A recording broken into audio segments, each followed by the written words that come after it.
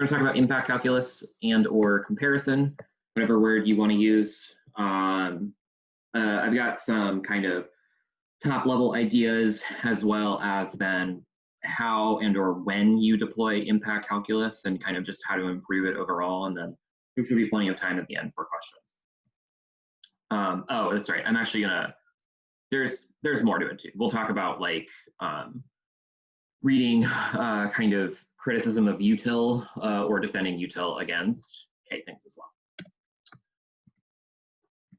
So top level, you all probably know about impact calculus in terms of magnitude, time frame, probability. Truthfully, just like whatever, like those terms are useful for knowing because they're, I don't know, like the categories by which comparison happens, but talking about those in particular tend to not be very useful. The way that you all do these things is oftentimes just atrocious because you rely too much on, we outweigh on magnitude because we cause or we stop extinction, or we outweigh on time frame because our impact is really fast. That's just like not an argument, like not even worth saying those words.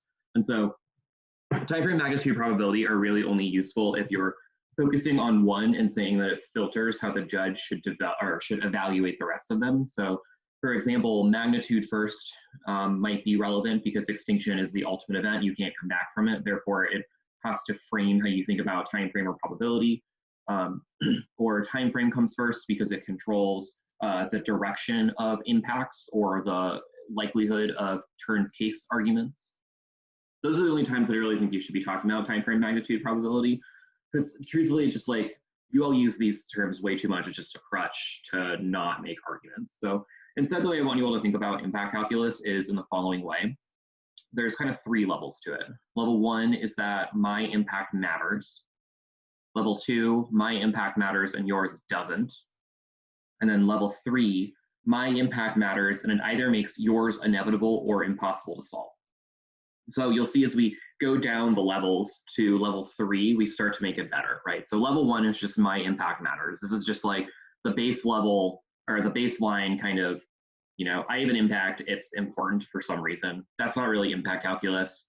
You know, you notice I have the word boo written there, just like, it's only somewhat kind of useful. Stop there. Level two is better, right? My impact matters and yours doesn't, right? Now we're starting to compare things, right? Global warming does cause extinction, but you know, economic collapse doesn't actually cause conflict. You know, we're starting to get a little bit better, right? Because we're doing some comparison between these things.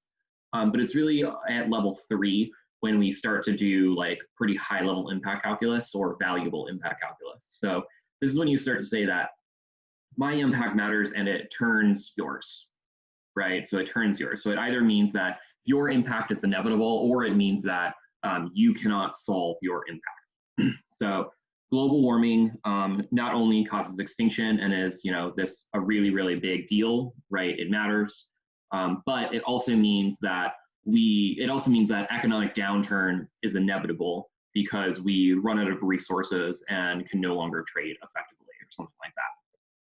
Right, so my impact matters and it makes yours inevitable or impossible to solve.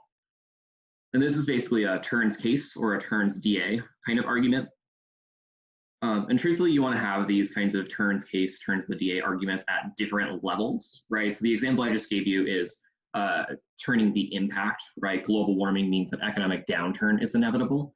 But you can also have arguments about turning the case at different levels. So global warming might mean that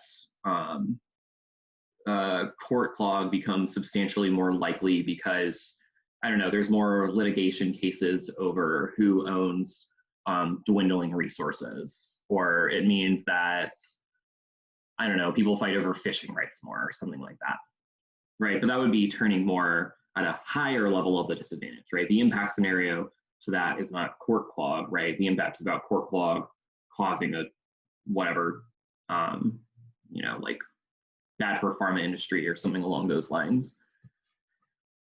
And so you want to try and make your turns case, turns DA, your impact calculus stuff matter at multiple levels or matter at multiple parts of the advantage or the disadvantage. But for the most part, you want to hang out here, right? My impact matters and it either makes yours inevitable or impossible to solve. that's really how you should think about things like magnitude, time frame, probability, right? Using those terms can be helpful sometimes, but not really if you're just going to use it as a crutch for my impact matters, right? We outweigh on magnitude because we stop extinction. We outweigh on time frame because our impact is really fast. Just like not very useful. Bring it down here. My impact matters, and it either makes yours inevitable or impossible to solve. Another thing you should think about is what actually causes extinction. This is a really important question to ask yourself because truthfully, most pieces of evidence that we read as extinction cards will not actually say that things do or do not cause extinction.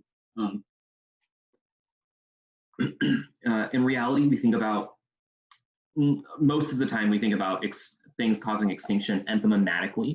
This word here, enthymemes, is a good one to think of. That basically just means that an enthymeme is an incomplete argument that the audience fills in the blank for. So when we say, so like in the 1AC, when we say that something causes nuclear war, but then later on we talk about it causing extinction, right? We have expected the judge to fill in the enthematic claim that nuclear war causes extinction, right? Or also we, in most 1ACs, will say that, will enthematically assume that death is bad, right? Like no one really, very rarely people read cards in the 1AC that says, you know, death is the worst thing ever. We have to prevent it at all costs, right? It's just like assumed that's how it works. Those are examples of enthymemes, right? They're incomplete arguments that we expect people to fill in the blank for us. So when we read extinction or impact pieces of evidence, most of the time we are enthematically saying that they do cause extinction, but the author doesn't actually talk about that, right? Sometimes authors will use a term like civilization collapse, or they'll call it great power war, or they'll call it like global war or something like that, right? Those people, when they're writing, tend to not actually literally mean the extinction of the human race. They tend to mean like, you know, this would be terrible and we want to prevent it, obviously. But they usually don't think that their thing that they're writing about actually causes extinction. And so asking this question of what actually causes extinction might be a good way of doing, thinking about impact comparison, right?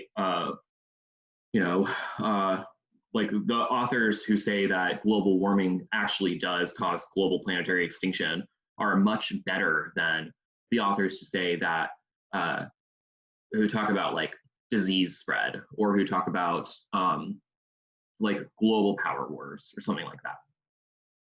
Right, and so keep that in mind. Basically what that's supposed to say here is like read the cards, read your cards, read their cards, and you know, understand what it's actually saying, and you can exploit that in terms of impact calculus as well. Another thing to think about is intervening actors, which is just this idea that other people would intervene to stop a conflict from escalating, or to stop whatever the thing is from turning really, really bad.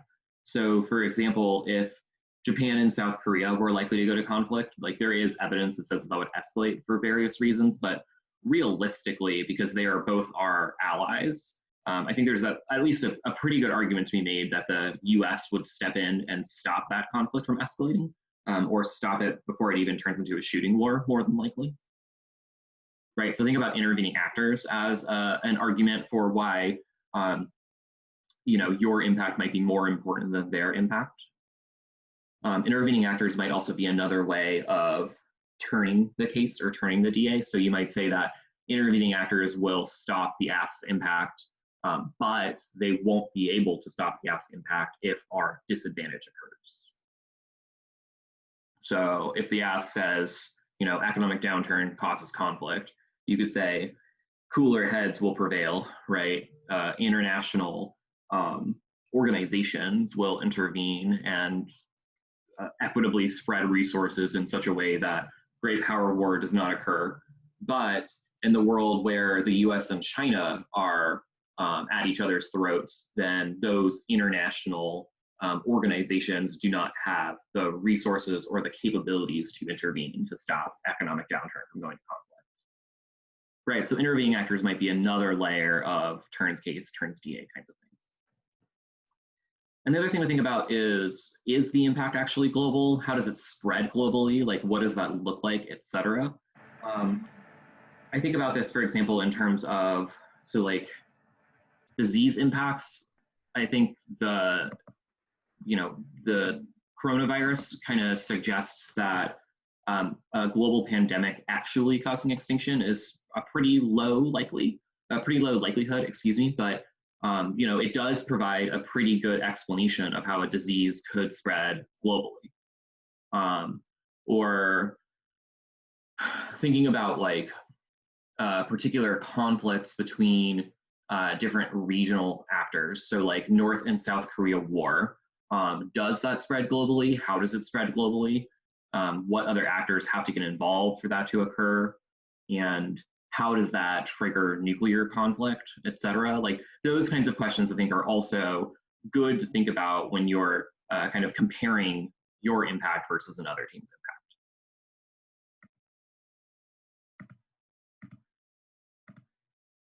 impact. Does anyone have questions about this top level stuff?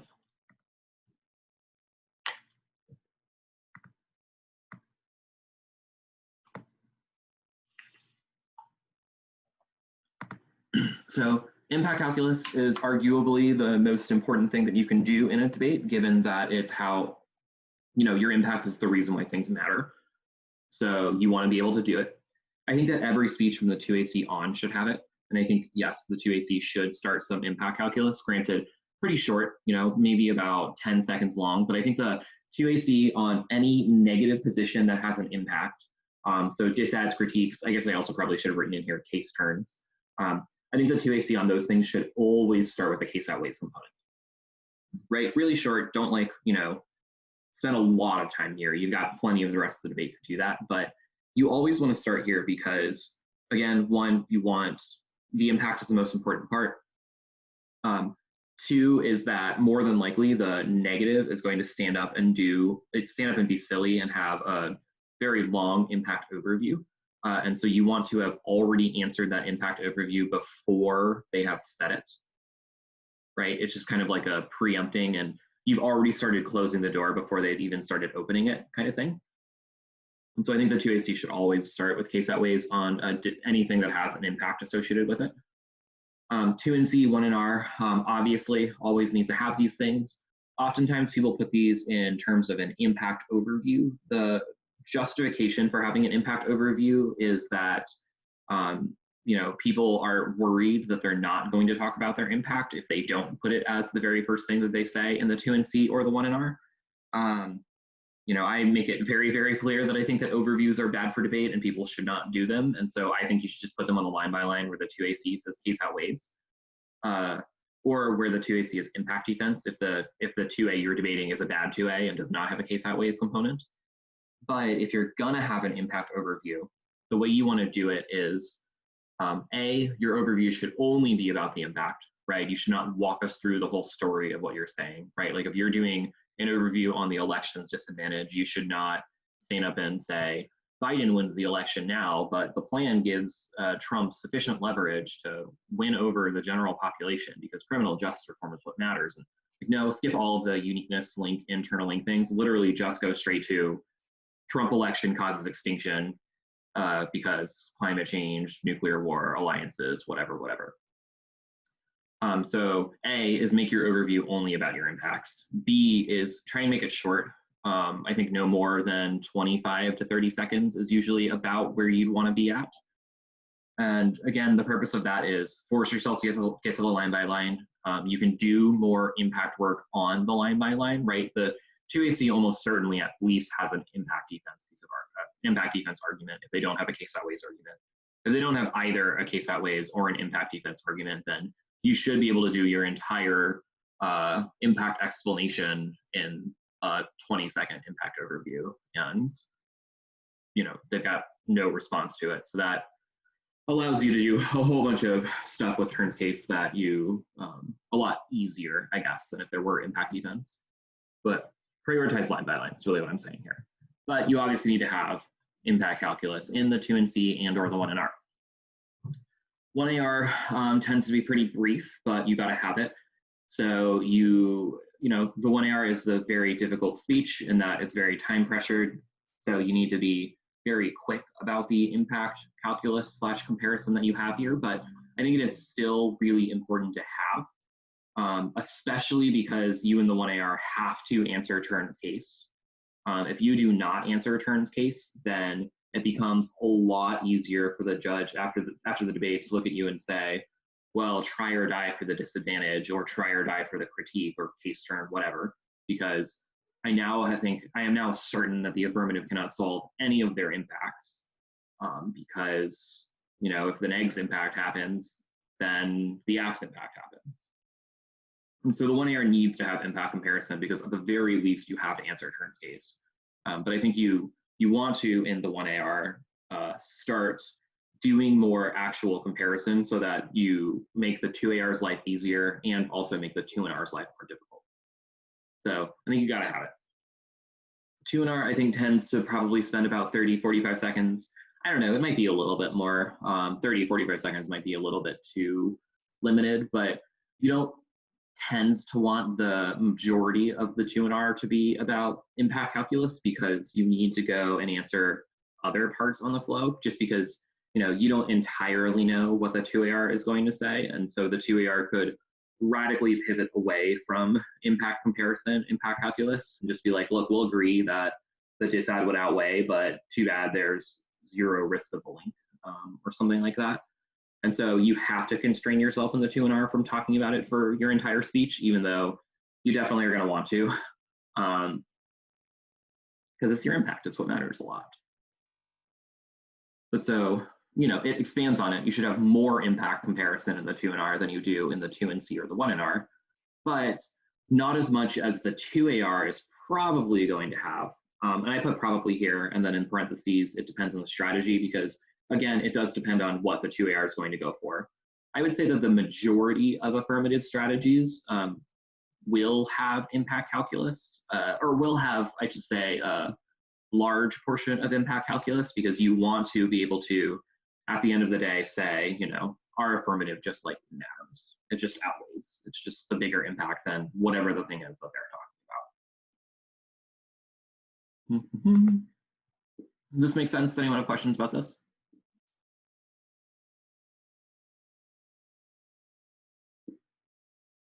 Cool. I just have a, this is just the no, you are not going to say these words, these phrases anymore, because these are just not arguments. My impact is extinction, so it outweighs on magnitude. No, like, just like if you're reading a policy affirmative debating against a disadvantage, they also have an extinction level threat. If you're reading an extinction impact against a non-extinction impact, we will talk about how to do this better. But stop saying that phrase. My impact is 100% risk, so it outweighs on probability. No, it's not. Nothing is 100% risk. That's not how debate works. Stop it. Be smarter. And my impact is coming now, so it outweighs on time frame. Also, no, stop it. Their impact is also coming now. So that's just not comparison. Like, none of these three things are comparison. That is just you have learned the words magnitude, probability, time frame, and by learned the words, I mean you have been told you need to say the words, but you don't actually know what they mean. So stop saying phrases like this because it's bad. Okay, I'll get on my high horse for a second. The rest of the time that I've got here is about talking about either extinction comes before structural violence impacts or structural violence impacts come before extinction. So we're going to talk about that for a little bit here, and then, like I said at the beginning, we'll have plenty of time for questions. So a couple of reasons why extinction should come before any kind of structural violence impact. Number one, it is qualitatively and quantitatively distinct from anything else because it is the only thing that is actually permanent, right? Everything else is a structure that can be changed or rescinded or, I don't know, fought against over time. If extinction happens, it's just like, boom, done, game over, right? There's no coming back from it. So it, by definition, is quite different from anything else. And quite different from anything else in the sense that it must precede everything else, because if it occurs, we can't stop anything else. So it's distinct. Number two, it turns the case or the K, and you want to try and make this the most specific that you can, i.e., you want, I'll like walk you through what these four arguments mean, but you want to be able to word them in the context of your impact scenario and their impact scenario, as opposed to just the kind of generic version that I'm going to tell you all here. So a couple components of this. So first is that warfare rapidly accelerates the extinction of the people that they want to care about the most. So let's imagine that the US and China are suddenly in a global power grab, just like massive conflict across the globe. The US decides that we have to implement a draft, or we have to ensure that we need to, strengthen our armies, we need more boots on the ground. That will, because of economic disparities, disproportionately target people of color, right? And so those people will be the first ones to die in the conflict. And like truthfully, if we think about it, like if you know anything about I guess kind of fantasy nuclear apocalyptic scenarios, like if you played Fallout, for example, like most of the time the people who are going to survive those nuclear conflicts are the people who are rich, or the people who are like chosen by the government, which oftentimes means that they paid their way into it.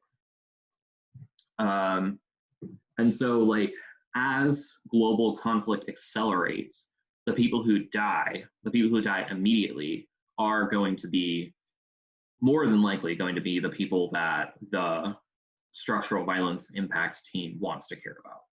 And so it absolutely makes things way worse than the status quo.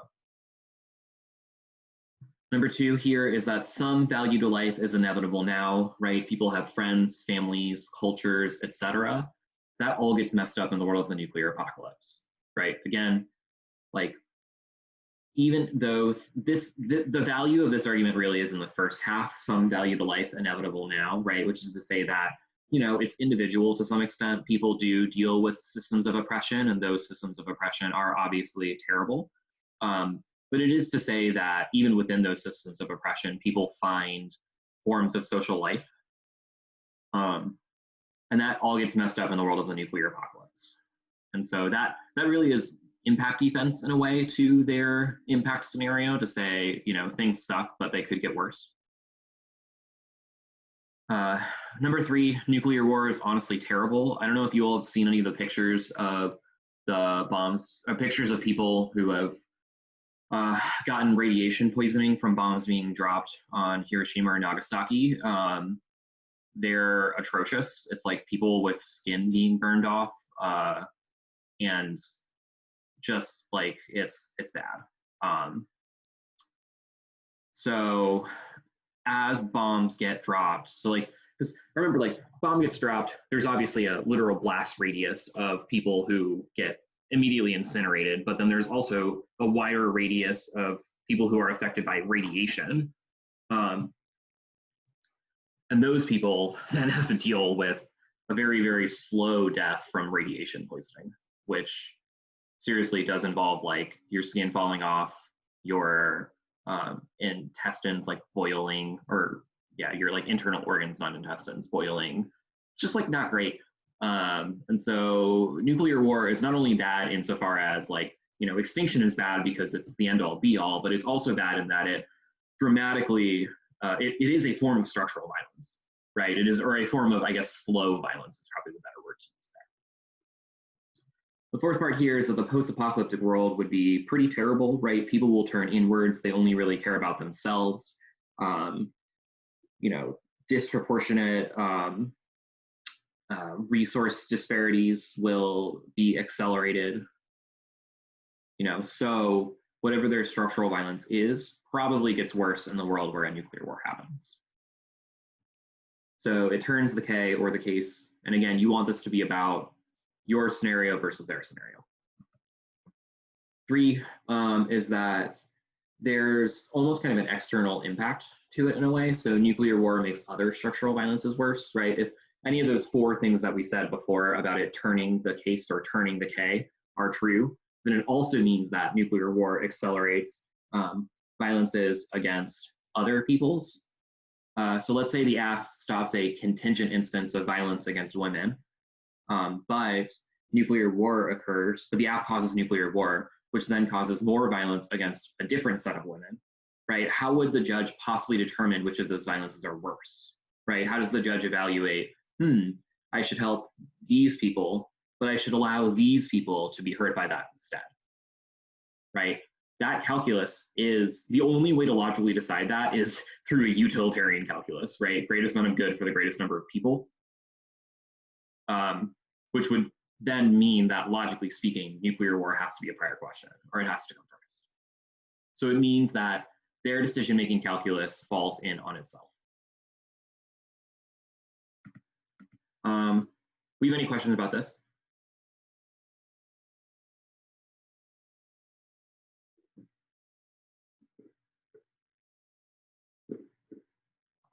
Okay, now let's say you want to debate on the other side of the spectrum.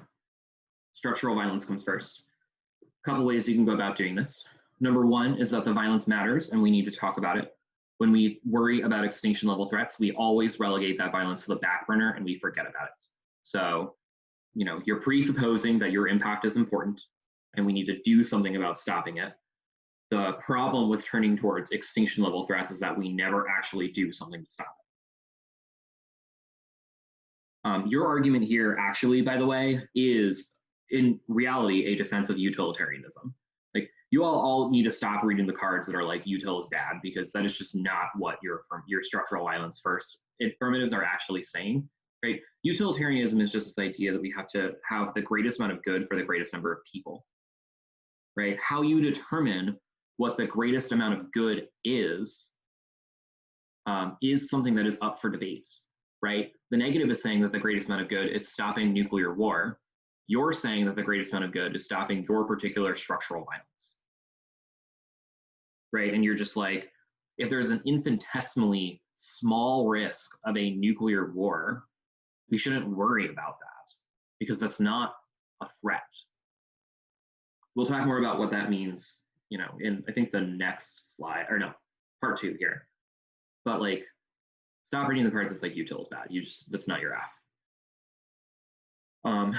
And in fact, when people read cards against you that say we should be utilitarian, and then you just stand up and be like, we agree, we are better utilitarians than you, right? You are bad at utilitarianism for the reasons that we're talking about here.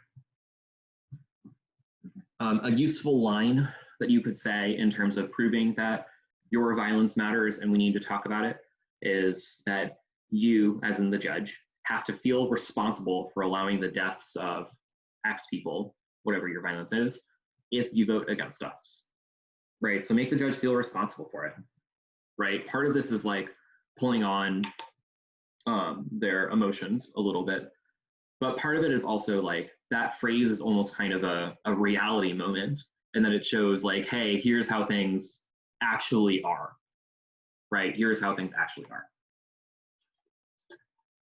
So this violence matters. We need to talk about it. We should try and stop it. Extinction level threats means we never try and stop it. 2, low risk is no risk. Low risk is no risk. And you want to have, basically just means, number 1, impact defense is your best friend. Like we kind of talked about earlier on, most of these impacts don't actually cause extinction. So when they stand up and say, we prevent extinction, you can be like, no, you don't. Like you do not get to have that calculus. Number 2 is like a whole bunch of these impacts are just like absolutely absurd. Like, let's be honest, a terrorist group, I don't know, like I guess I'm being recorded, but I don't like terrorist group's not gonna get a nuclear weapon. Just like it's not, they're not gonna get a nuclear weapon and it's not gonna cause planetary extinction. Or like, I don't know. Just like there's so many good impact defense cards against so many different impacts that it becomes very, very possible for you to win defense. And then internal link defense should lower the risk of the impact. That's also a good quote. right? So you should be able to debate against the disad or against the case with different levels of the internal link chain. It should not just be about the impact. The reason why people, or like the easiest way that people lose structural violence arguments against extinction impacts is by the judge defaulting to try or die frame. So basically like 1% risk of extinction must outweigh because it's extinction. And so you need to be able to look at them and say, that is a bad frame for thinking about things, right? Low risk is no risk. This, by the way, is this phrase here, internal link defense should lower the risk of the impact, is also useful if you're reading your extinction app versus the disad, or your disad versus an extinction impact, or extinction app, excuse me. So it's a good phrase to have. And then sometimes specific security K cards are pretty useful. That's usually better in the world where you're fast enough to get through those, because those K cards take a long time. But you know, they could be potentially pretty helpful in defending that low risk is no risk. Number 3 is that they have created bad policymaking. So you need to say the phrase reject, try, or die framing at least a couple of times, I think. Because if you don't reject try or die framing, you will lose. Try or die framing just means like game over, extinction comes first. Couple things you can say to support this argument. First is that jumping at every little threat means that we really ignore logic. So we no longer think about how A leads to B leads to C. We're only thinking about how A leads to C, right? Like we kind of miss internal link chains. We miss thinking about how things escalate and why, which is A, stupid, B, creates serial policy failure, right? Like it's the logic that says that we have to pass any policy to stop an infinitesimally small threat, even though we don't know that the threat is actually real. Another thing is that there's always a small risk of bad things, just like always. You can never actually be certain of something being stopped or being caused. Like, I don't know, you could walk outside and get hit by like an asteroid, or like you could get hit by a car, or you know, someone could I don't know, I don't have another example right now. It's like the risk of death is always there, right? We can't ever actually stop it. And that's true in reality, but it's especially true in debate, because the way that judges think about things in debate is in terms of risk, right? In terms of risk, what is the chance of something happening? What is the likelihood that something actually occurs? Right? Nothing is ever absolute, and nothing is ever actually zero.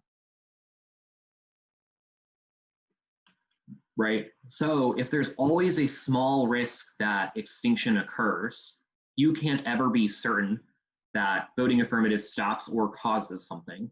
It means that impact calculus, the presumption needs to be flipped. Oops, I clicked the button. The presumption needs to be flipped in favor of the affirmative, right? Because we are certain, more certain, that we prevent a form of violence than they are that we cause a form of violence, right? So in that instance, then the presumption needs to be for in favor of the more likely internal link chain instead of the bigger impact. Does that idea make sense to everyone? It's a little bit weird to think about because it's just not how we think about impacts normally in debate, but like, I don't know, if you stop and think about it for a sec, it's just it makes some sense. Just like bad things are going to occur anyways, right? Why would we stop a good policy because some small bad thing might maybe occur?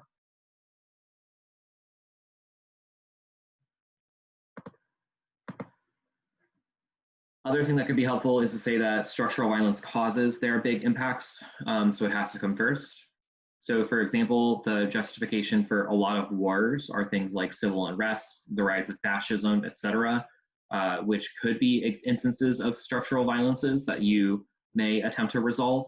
There are pretty good pieces of evidence that says that like patriarchy causes a whole bunch of things, or racism causes a whole bunch of big stick impacts. Poverty certainly means that diseases spread, so that would be a pretty good example of structural violence causing big impacts. And so that means that the affirmative, or that means that the structural violence impact controls the internal link chain to the extinction impact. So if we don't focus on stopping that structural violence, then the extinction impact inevitably occurs. Right, so it's basically a turns case argument.